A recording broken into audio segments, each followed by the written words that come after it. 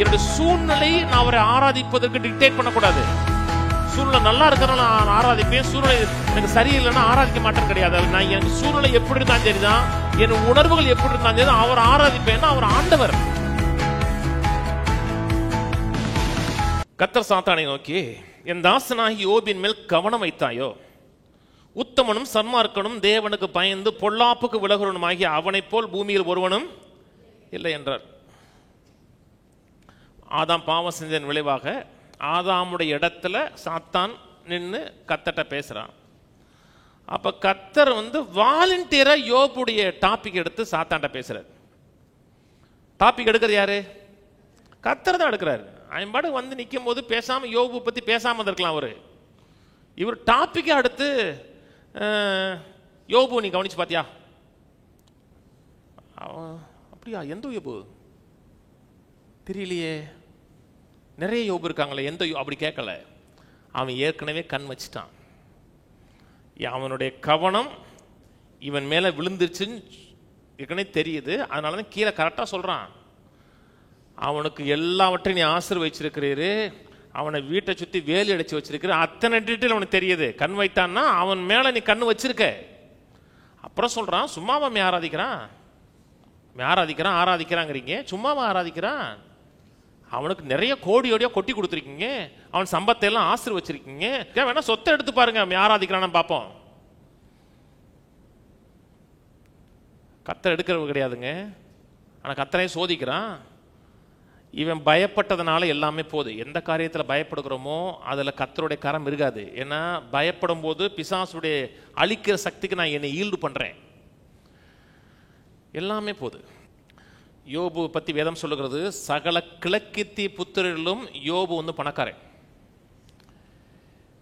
இந்த சர்ச்சிலையோ அல்லது எனக்கு தெரிஞ்சு இந்த டிஸ்ட்ரிக்ட்லையோ இந்தியாவிலேயே நம்பர் 1 பணக்காரன் சர்ச்சில் இல்லை, இருக்காங்க. ஆனா யோபு அந்த ஏரியாவிலே நம்பர் 1 பணக்காரன். சகல கிழக்கத்தி புத்திரர்கள் டாப் கிளாஸ். அவன் ஒரே நாள் அவ்வளவு சொத்தும் போது, ஒரே நாள் அத்தனை சொத்தும் போயிடுச்சு, ஆடு மாடு எல்லாமே போயிடுச்சு. 10 பிள்ளைகள் ஒரே நாள் செத்து போச்சு. 10 பிள்ளைகள், ஒரு பிள்ளை செத்தாவே தாங்க முடியாதுங்க.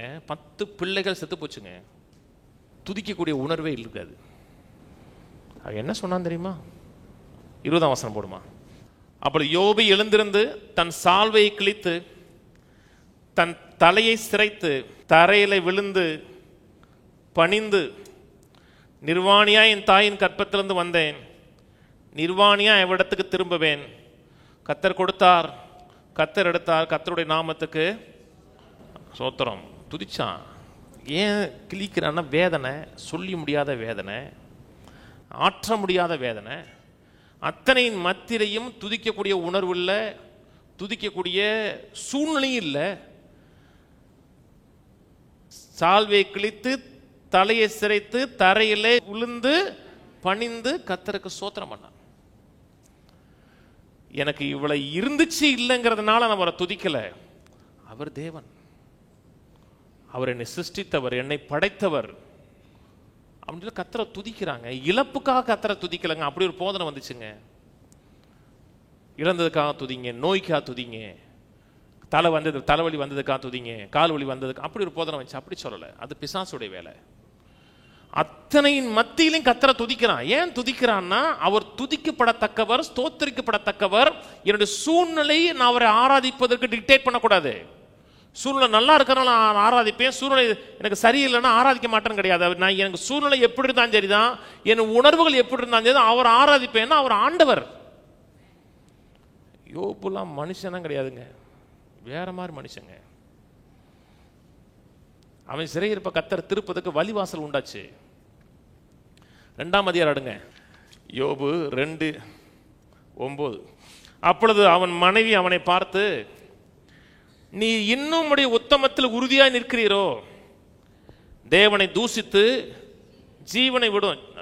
நல்ல பொண்டாட்டி செத்து போயாங்கிறான். சில பெண்கள்லாம் சொல்றாங்களே, செத்து போவேன் ஏன் இருக்க? கேட்டது இல்லையா?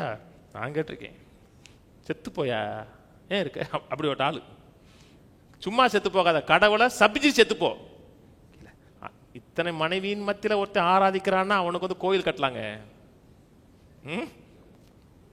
அதற்கு அவன், நீ பைத்தியக்காரி போல பேசுகிறாய், தேவன் கையில் நன்மையை பெற்ற நாம் தீமையும் பெற வேண்டாமோ என்றான். எல்லாவற்றிலும் யோபு தன் உதடுகளினால் பாவம் செய்யல. கவனிங்க, கர்த்தரிடத்தில் நன்மையை பெற்றோம், கர்த்தர் தீமையை கொடுக்குறாரா? அவனுடைய அறிவின் அடிப்படையில் சொல்றான். நான் சமயத்தில் இதை படிச்சுட்டு இருக்கும்போது ஒரு பைபிள் நான் அடிக்கடி ரெஃபர் பண்ணுற ஒரு பைபிள் இருக்கு. யங் லிட்ரல் டிரான்ஸ்லேஷன் ஒரு டிரான்ஸ்லேஷன் இருக்கு.